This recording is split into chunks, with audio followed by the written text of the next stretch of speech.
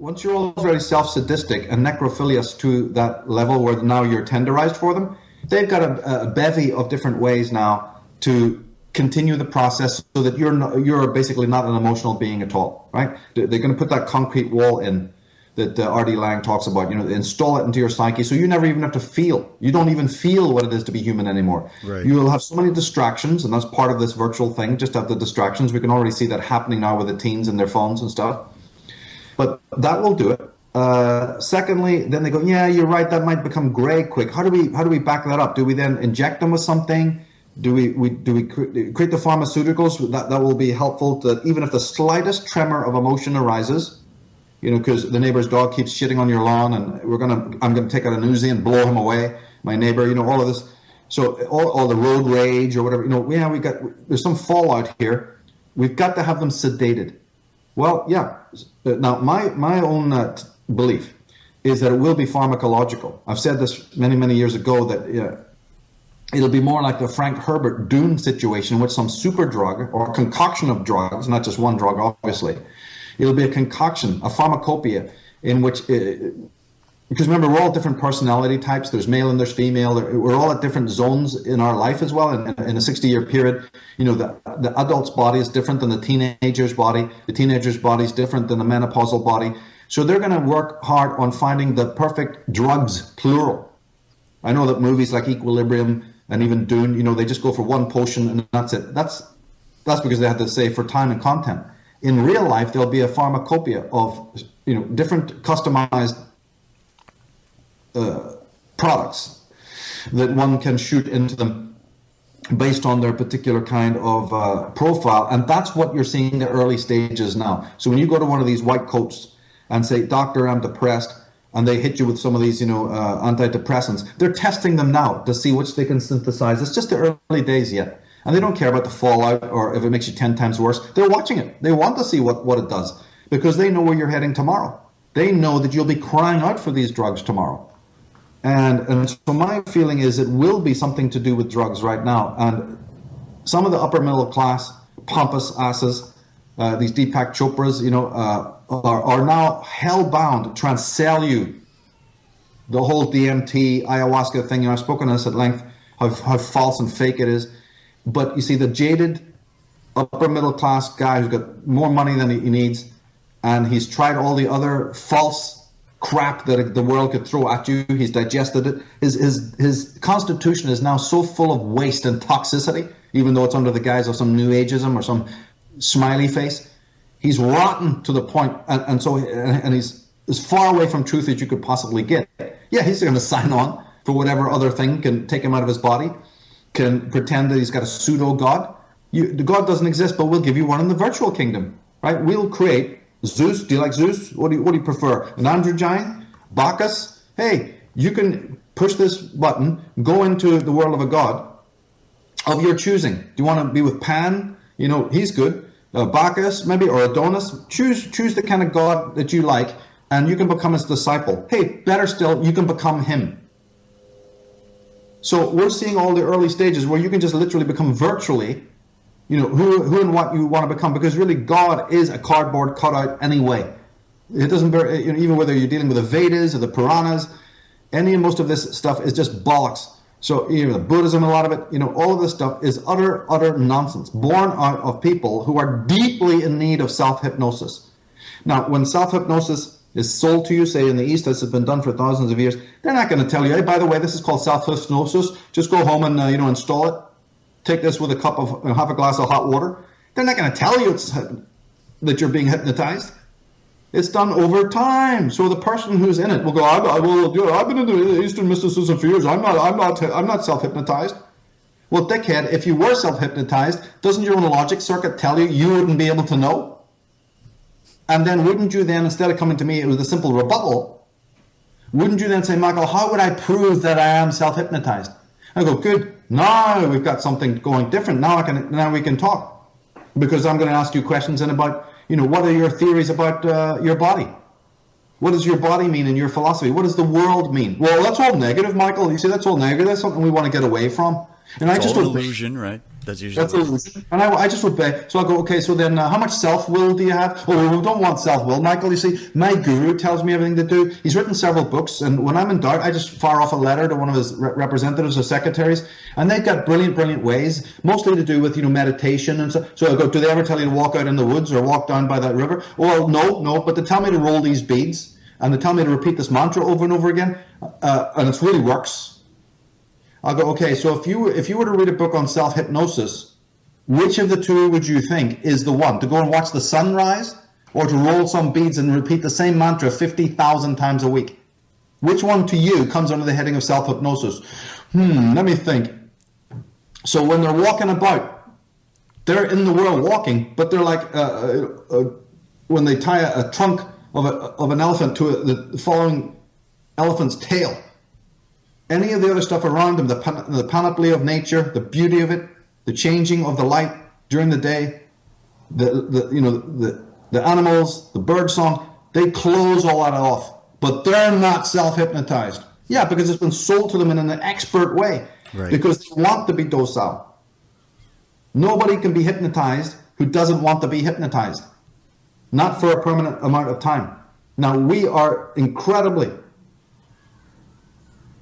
hypnotizable. And when you're looking around in the world, if people really want to know why, and my work always addresses this, I deliberately insert this thing about the ancient trauma, because that's how it happens. We're not hypnotizable because of something we've done in our life individually. Yeah, that's secondary, it's derivative.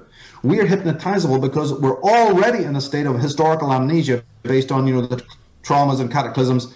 And in fact, in this card, remember we went into it about the fall of the second sun, all of that stuff. Yeah, that was actually one of the directions I wanted to go in a little bit with you about the Arctic homeland, Atlantis, past shock, trauma. I mean, you've brought this out so many times, also talking about the birth of the ego and all of that. I mean, how does that really play into what we've been discussing here, and also in the card, the death card? Right. Well, we just got onto it, segue by accident, because this does tie in. It's not the fact that, you see, we want to look at it this way. People know that we're hypnotizable, but my question is, how can we be hypnotized? Not that we are hypnotized, or even how we're hypnotized. That a human being's mind can be hypnotized opens a whole can of worms. How can I be hypnotized? Right. What do I not know about my own mind that I'm not even in control of it? So that opens the whole door to say, well, you can be, mate. And that's when you become suspicious. Like I said, these religious types never do, because they're hypnotized. They're in a trance. Those who've been under mind control, says Vernon Howard, always believe they're the exception to the rule. Right? Yeah, because they're the ones under it. So they have no way of testing. But the real reason why you can be hypnotized, why the mind is susceptible or gullible, is nothing to do really with an individual's own, what they call ontogenetic life. It's a phylogenetic, racial, or genetic, if you have to use that idiotic word, genetic throwback. It's part of the race memory.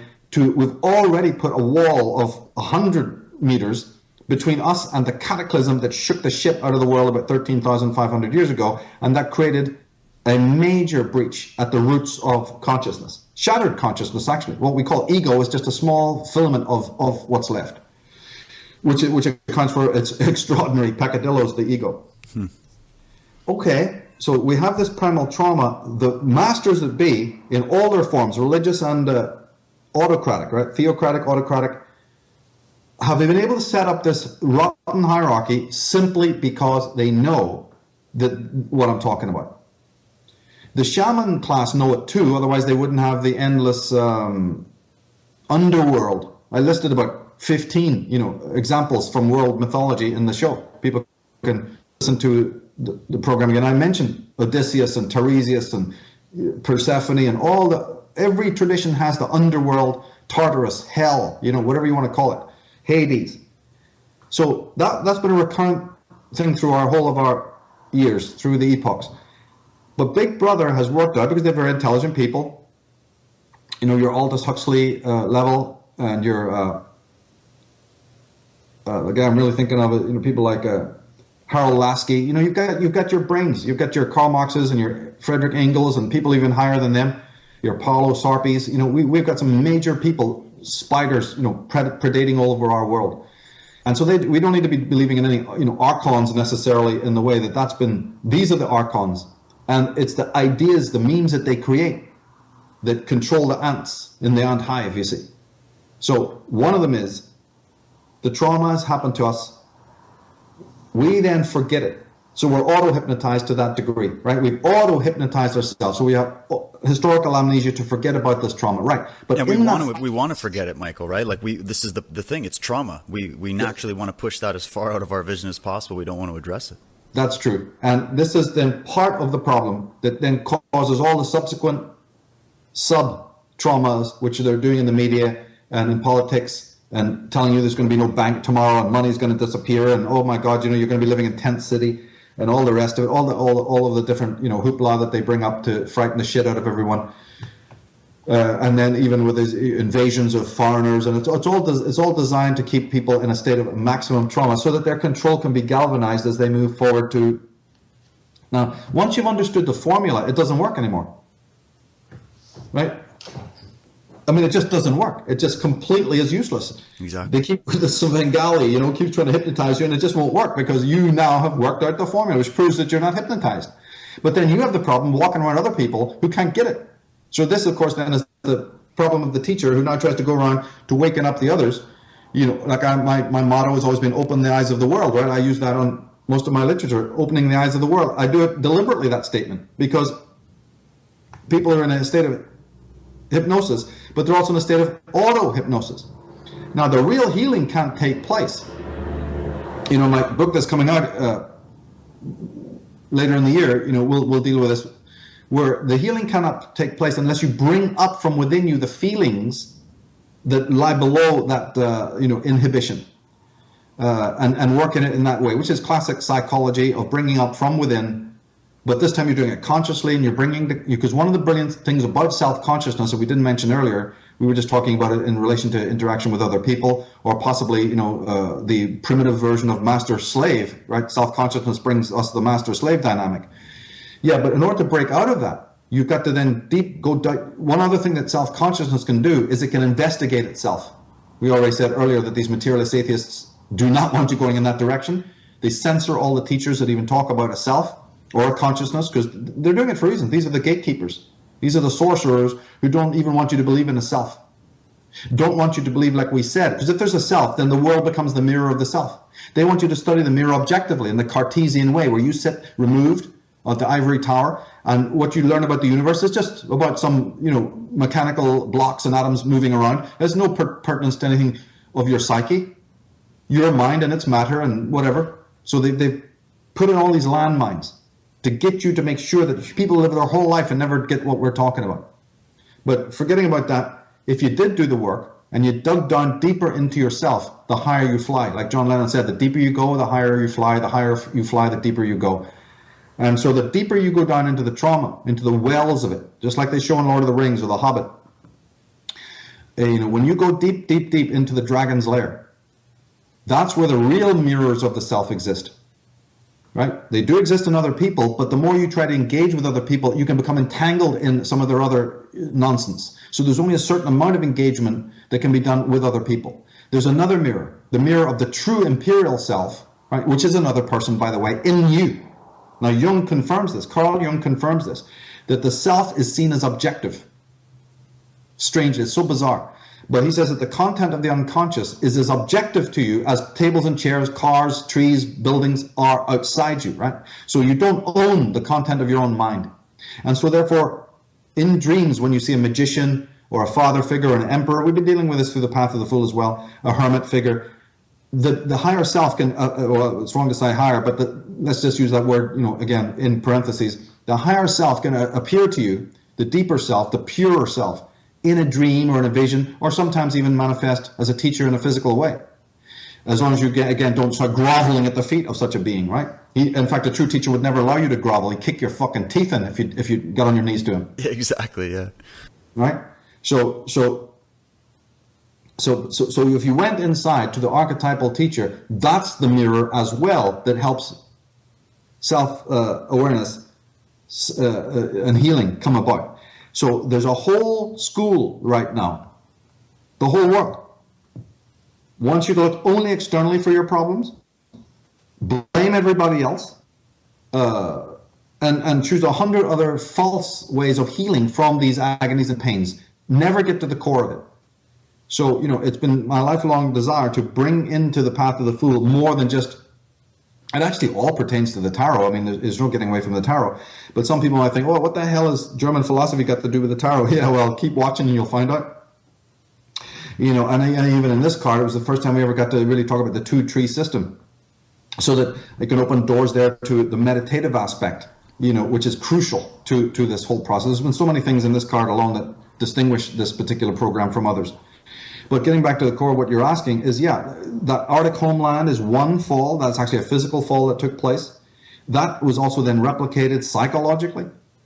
And so the entire quest is to return to that wholeness. So the Fool has within his cap the feather of Maat.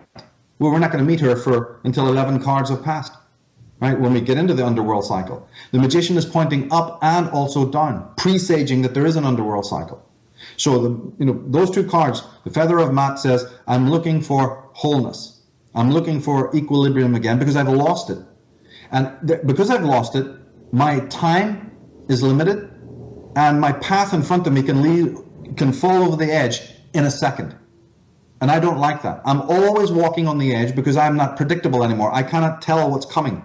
I'm a broken person living in a broken world. And there's precariousness at every step. So I wear the feather of Maat to guide me, whatever is left of that sort of equilibrium. But I'm really I'm a disciple of that force. And so the past Fool is to get to the point where he meets, or he gets to the point again where he can really dig down within himself and awaken that deeper sense of equilibrium so he can get rid of this errancy that lies. There'll always be a level of errancy, but he's trying to minimize it. In other words, he's doing what we're talking about. He's digging down into the level. He went up high as he could, right? Because the journey is a lemniscate. You have to do both. So he did yin yang. At the hermit, he went to the highest peak and said, right, looking around, yep. Okay, got this idea. That's not good enough. The shrine isn't here. All I found is a tiny little lantern. What's that doing? That's just shining up, a few feet away. There's the whole mystery of the universe. And then like in the Thoth deck, they're saying there's the egg and the serpent. You got to be born again. You got to go back into the self. You got to uncoil, like sort of regress in a way. Like not regress in a bad way, but go back to the foundations and the roots. So he climbs down and he goes into the underworld like the hanged man. But then it's so frightening and so dark, and he doesn't have a torch. His mind has never acculturated himself to that dark. Like we're saying, if we tried to go back and dig up the pain from within, we wouldn't even know how to begin doing it, because the Wilhelm Reichs were put in jail.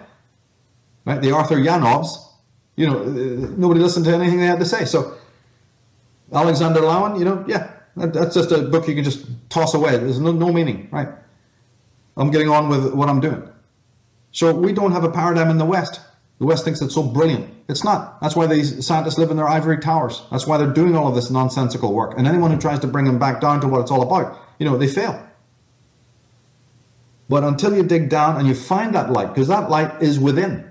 So, the devil is the impediment. The tower struck with lightning is a possible meltdown situation that, there are troubles along the way. But then there's also the great empowerment that comes when the false self fades away. And that's what the tarot, the next cards are showing you, is how you deal with the false self, the fears, and how you work with them, and how you bring out something deeper from the core, right? Come to the center of the earth, and there you shall find the Philosopher's Stone. And that will help you in your engagements in the external world, but it mostly helps you mature. You're going through your own underworld experience, peeling away this Fengali veils, right? All the veils that our forefathers were in, all the lies and illusions of the self-hypnosis and all of that will fade away. And it's only at that point, and what's the result? People say, well, how's that going to change my life? Yeah, well, like I said in Disciples of the Mysterium, it does. You're not into pseudo-mysticisms now, as sold to you by the East, or some other New Age shit that they've dreamt up in California. But you're becoming a true mystic. And you're also becoming a true artist in the sense that Blake spoke about. You're peeling off the layers, you're seeing life correctly, your engagements with other people suddenly become stress-free and less complicated, involved, and pathological. And you're able to dig down into the self. That's what real shamanism is all about. But the thing that is the key thing is that in going deep into the self, you're also going deep into what nature is, because nature preceded you, right? When the original contraction, atomic contraction, took place in the spirit world, it left a space, a vacuum. From that vacuum, since spirit had still infused it, spirit is pulling out of it, but it's still infused with spirit of a kind. That's how nature was born.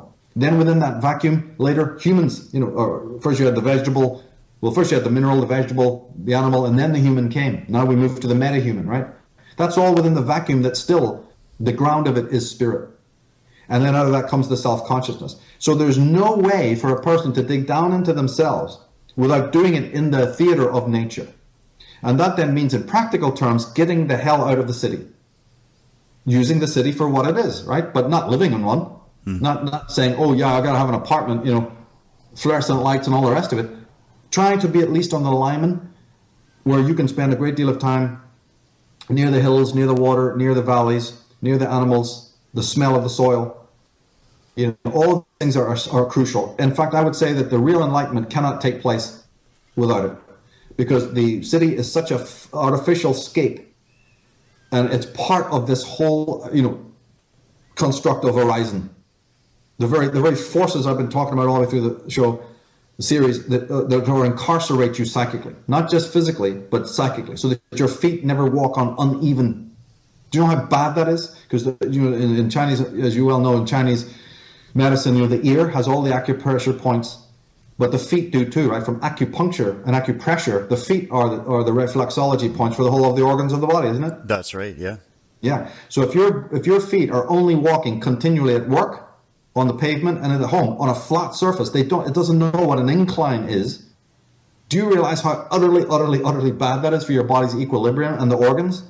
It's no wonder everybody has bad knees and bad backs and all of these problems. They're not working the body the way it was designed. They're not working with that energy. Yeah, either getting polymyalgia. That's just the body screaming out for the other. The skin doesn't breathe the natural air, right? So the body then develops ailments to scream to you. Stop what you're doing. Go and walk up and down a hill. Lie on a field. Yeah. Lie on a meadow, for God's sake. Look up at the stars. Do something. Get that light of the moon back into your head. Get out of this artificiality. That's what is the result of it. You become grounded again. You're grounded in yourself, but you're grounded back in the material world, and then you're armored up enough to know how to operate. You see, and the great myths of the world always talk about this, like for instance in the Lord of the Rings or whatever, the elven people. That's what that's about. The elven person is of the earth.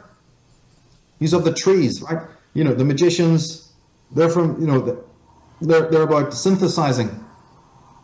So all through your mythologies, you have the hero, the king, you have the ordinary person, you have the masculine and feminine archetypes, you've got the introverts and the extroverts.